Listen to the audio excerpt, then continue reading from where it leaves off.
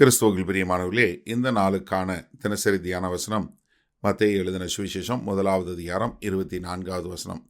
மத்தேயு 1:24. மேத்யூ 1:24. யோசேப்பு நித்திரை தெளிந்து எழுந்து கர்த்தருடைய தூதன் தனக்கு கட்டளையிட்டபடியே தன் மனைவியை சேர்த்து கொண்டு. என்ன, யோசேப்புக்கு நித்திரையில் தேவதூதன் வந்து சொல்றாரு. ஆனால் யோசேப்பு அதை கேள்விப்பட்ட உடனே அதை விசுவாசித்து அதற்கு அப்படியே கீழ்ப்படியக்கூடிய காரியம். யோசேப்பு ஒரு நீதிமான் என்று வேதவசனம் நமக்கு சொல்லிக் கொடுக்குது. அந்த நீதிமான் என்ன பண்ணாரு? நீதிமானுடைய இன்னொரு அடையாளம் பாருங்க, கர்த்தருடைய வார்த்தைக்கு கீழ்ப்படுகிறவன் தான் நீதிமான். இப்போ தேவதூதன் வந்து சொன்ன உடனே அதெல்லாம் முடியாது அப்படின்னு போகலை. என்ன பண்ணுறாரு? அதற்கு அப்படியே கட்டளையிட்டபடியே கீழ்ப்படிந்து தன் மனைவியை சேர்த்து கொள்ளுகிறார்.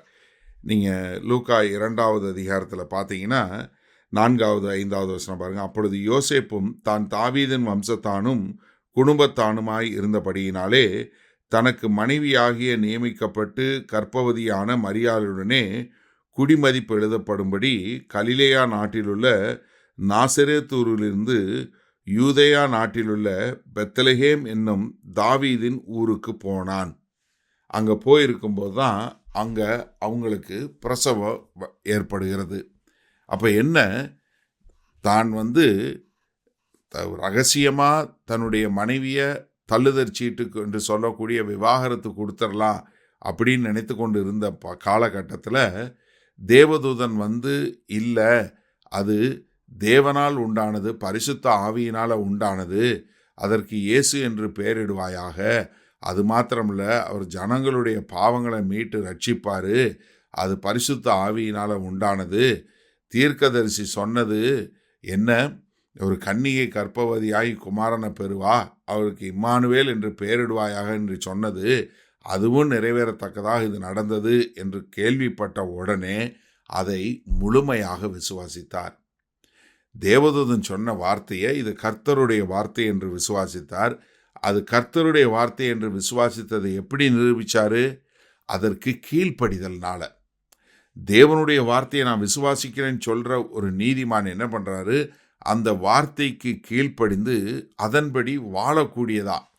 இப்போ தனக்கு வரக்கூடிய நிந்தையோ, தனக்கு வரக்கூடிய அவமானமோ, தனக்கு வரக்கூடிய காரியத்தை எதை குறித்தும் கவலைப்படாமல் என்ன பண்ணுறாரு? நேராக போய் தன்னுடைய மனைவியை சேர்த்து கொண்டு பெத்லெகேமுக்கு போய் அங்கு பிரசவ வலி ஏற்பட்டு அங்கு அவங்க பிரசவம் பார்த்து பிள்ளையை கொண்டு வரக்கூடிய ஒரு காரியம். அப்போ யோசேப்பை குறித்து நம்ம பார்க்கும்போது ஒரு காரியம் நமக்கு தெளிவாக விளங்குகிறது. யோசேப்பு உண்மையிலே கர்த்தருக்கு பயந்து கர்த்தரை கனப்படுத்தும் விதமாக வாழ்ந்த ஒரு நீதிமான் என்பது மிக தெளிவாக விளங்குகிறதா? சரி, இந்த நாளில் இந்த வசனத்தை நம்ம எப்படி எடுத்துக்கொள்வது? அண்ணே, யோசேப்பு நீதிமான், நம்ம எப்படின்னே? ஒரு விஷயம் நல்லா தெரிஞ்சு கொள்ளுங்க. நீங்கள் யாரெல்லாம் கர்த்தராகி இயேசு கிறிஸ்துவை ஏற்றுக்கொண்டீங்களோ நீங்கள் எல்லாருமே நீதிமான்னு பைபிளில் சொல்லுது.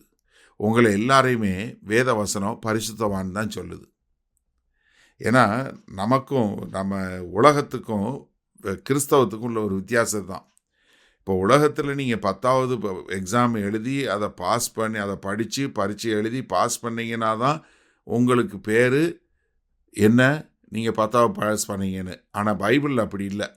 நீங்கள் கர்த்தரை ஏற்றுக்கொண்டவனே உங்களுக்கு நீதிமான்னு சொல்லுது. நீங்கள் ஒவ்வொரு நாளும் அவருடைய நீதியில் நடக்கக்கூடிய மக்களாக வரும்படி ஆக. சரியா? சரி, இப்போ உங்களை நீதிமான்னு சொன்னால் நீங்கள் கர்த்தருடைய வார்த்தையை முழுமையாக விசுவாசிக்கிறீங்களா? என்ன இப்படி கேள்வி கேட்குறீங்க? நான் தான் டெய்லி பைபிள் வாசிக்கிறேன், தினசரி உங்களுடைய செய்தியை கேட்குறேன், நான் நீதிமான்னு, நான் பரிசுத்தவான், கண்டிப்பாக கர்த்தரை விசுவாசிக்கிறேனே. வெரி குட், ரொம்ப சந்தோஷம். விசுவாசிக்கிறீங்கன்னா உங்களுடைய விசுவாசத்தினுடைய அளவுகோலை எதில் பார்க்க முடியும் தெரியுமா? நீங்கள் கர்த்தருடைய வார்த்தையை கீழ்ப்படுகிறது தான். ஹலோ, எனக்கு அருமையான சகோதரனே சகோதரியே, நீங்கள் கர்த்தருடைய வார்த்தைக்கு கீழ்ப்படுகிறீங்க அப்படின்னு சொல்லி சொன்னால் நீங்கள் உண்மையிலேயே நீதிமான். நீங்கள் விசுவாசிக்கிறீங்கன்னு அர்த்தம். இப்போ நீங்கள் விசுவாசியா இல்லை விசுவாசிக்கலையா? அண்ணே, நான் விசுவாசிக்கிறேன். சரி, விசுவாசிக்கிறீங்கன்னா நீங்கள் எந்த அளவுக்கு கர்த்தருடைய வார்த்தை கீழ்ப்படுகிறீங்க? எனக்கு பிடிச்சதுக்கு மாத்திரம் கீழ்ப்படிவேன் அப்படின்னு சொல்கிறவங்களா இருந்தீங்கன்னா தயவு செய்து நீங்கள் மாறணும். நீங்கள் ஒரு நல்ல கணவனாக இருக்கீங்களா? நீங்கள் ஒரு நல்ல மனைவியாக இருக்கீங்களா? கிறிஸ்துவுக்கு ஏற்ற ஒரு மனைவியாக, கிறிஸ்துவுக்கு ஏற்ற ஒரு கணவனாக இருக்கீங்களா? இதில் நிறைய இடங்கள்ல என்ன தெரியுமா பிரச்சனை? என் புருஷன் கிறிஸ்து மாதிரி மாறட்டும், அப்போ நான் கிறிஸ்து மாதிரி மாறுறேன். இல்லை, என் மனைவி கிறிஸ்து மாதிரி மாறட்டும், அப்போ நான் மாறுறேன். இல்லை.